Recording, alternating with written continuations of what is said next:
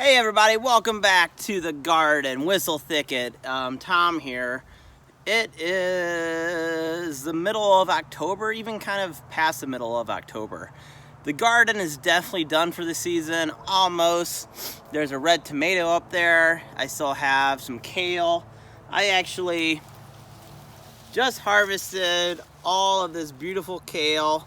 I could have kept it for the winter, but I'm kind of moving around some stuff in my garden.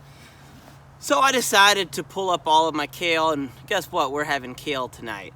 I'm gonna let the goats in here very soon, but in my small fall garden, I've already had a chance to harvest radishes.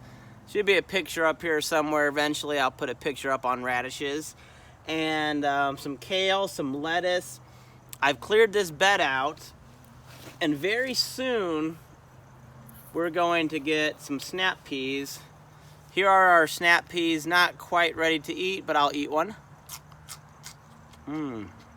Very sweet. I love it. But this is what we're planning right now.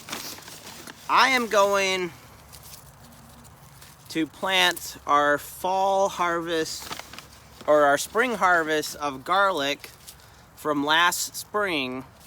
I've saved my biggest bulbs to plant for this year, and hopefully every year I'll get some nice big bulbs instead of those little tiny ones. 3 bulbs of garlic is plenty for my family to last a year. This will probably turn into, I don't know, about 30 or 40 giant bulbs of garlic. For a family of 3, we do enjoy garlic, but that'll be plenty of garlic. I think that's one of the things to make sure with your garden is only plant what you're going to eat. If your family's not going to eat it, don't plant it. You don't have to plant hundreds of garlics or dozens of garlics unless you're trying to sell them. You want to use your space for your family and how your family eats. Now, your family can change its eating practices, but you don't want to overplant stuff if you're really trying to homestead and use that food. At the end, if you have a bunch of leftover food, you can give it away. You might be able to sell some of it, but I really try in my garden to grow food that my family's going to eat and not grow too much of it. So we got our garlic that we'll be planting. This is our 3rd year saving this garlic, which is pretty cool. And this is what else we're going to plant. We are going to plant some onion starts. I haven't planted onions in a while, but this is a great time to plant them.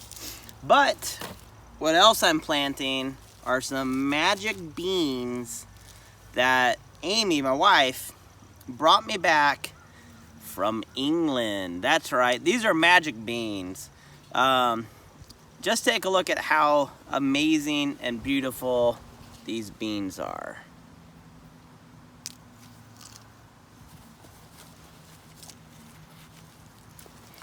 So this is a bean, kind of looks like a little hamburger, doesn't it?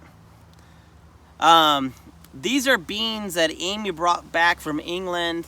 I'm not saying they're rare. I could have gotten these in America, probably. But they're very popular in England. If my friend Liz from the Byther Farm channel is watching this, I'm sure she can verify. These are broad beans or fava beans. And I know lots of people eat them, but I haven't. I wasn't raised on these. I was raised on black beans and green beans. So why I'm calling these magic beans is apparently you can plant these beans in the fall, even in the wintertime. Most beans you can't plant until like March. But it's, sorry, I got some kale in my teeth, people. Okay, yeah. These beans are supposed to be very hardy, and you can actually plant in the fall. So that's why these are magic beans. I am super, super excited about them. I have an entire bag inside. For right now, I'm just gonna plant maybe like 20 or 30 of the beans along the fence line. Let's see if I got some more in here. And I'm gonna see how they do this fall, and in the spring I'll probably plant more, but that's what I'm really trying to do. I'm either planting something every month or harvesting something every month. If I can do that in my garden, I feel I'm staying active as a homesteader, I'm feeding my family, and I'm having fun. So let's go ahead and plant my magic beans.